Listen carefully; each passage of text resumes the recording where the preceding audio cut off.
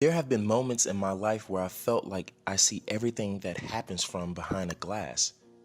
There I am watching every scene like I'm not a character, just the audience, unable to act, just to watch, as if my life wasn't mine to control. I remember feeling this way since I was a little kid.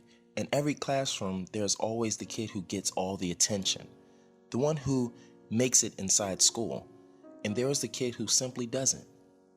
This would be okay if it made any sense at all, which it doesn't, at least not to me. I was always the second kid.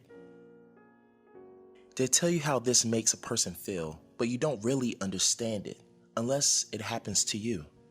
For a long time, it wasn't clear to me. What was I doing wrong? Was it something I said? Something I did? What was the problem with me?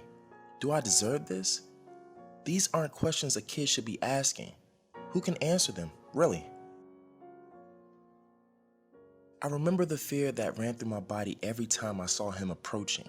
He was bigger, and somehow everyone thought he had the right to treat me like he wanted, like he was entitled to hurt me, and just get away with it. Some kids are plain mean, and this one was the meanest. Many names and hurtful laughter still echo in my head to this day, and I haven't found a way to get rid of them. For many years, even after graduating, I find myself looking in the mirror and wondering if what I was wearing or doing would cause him to make fun of me. If I wore a sweater like his, would he see me as an equal? Will he stop treating me like he does? If I start talking like him, will he like me? I would ask myself so many questions I couldn't answer, at least not until today. I see him. It's been years, but it feels like only a couple of minutes. He's standing on the other side of the sidewalk, right across the street.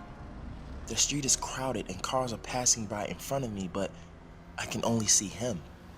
He's talking on the phone, frowning. He looks mad. I freeze. I'm paralyzed, and somehow I feel like I'm a kid again. I stand very still as everything slows down. I'm still afraid.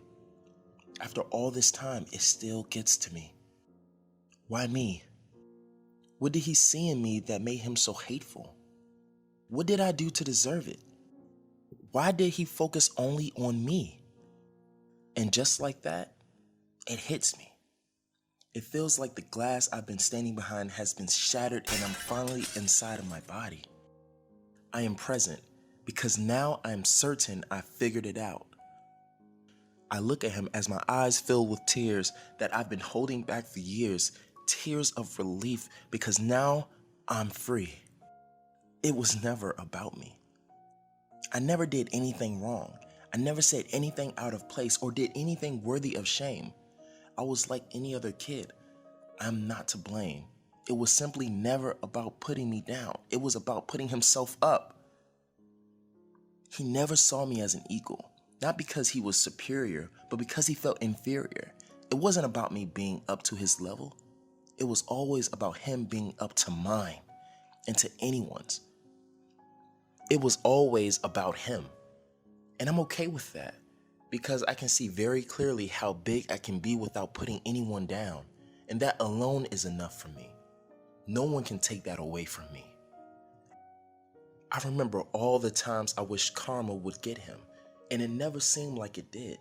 Now I understand that maybe he was already suffering his karma, deep inside where no one could see it. I let out a big sigh, wiped my tears, and closed my eyes, feeling as if I let go of weight that's been holding me down for a long time. I forgive myself for almost believing I was to blame, and most importantly, I forgive him for being the lonely kid he really was. I notice the red light has turned to green, and I start walking towards the other side of the street, convinced I am taking the first steps into a new reality, one where I'm free of old chains. When I get to the other side, I make eye contact with him. He sees me, and I can see the recognition in his eyes. For the first time in years, he sees me. And for the first time in my life, I don't care.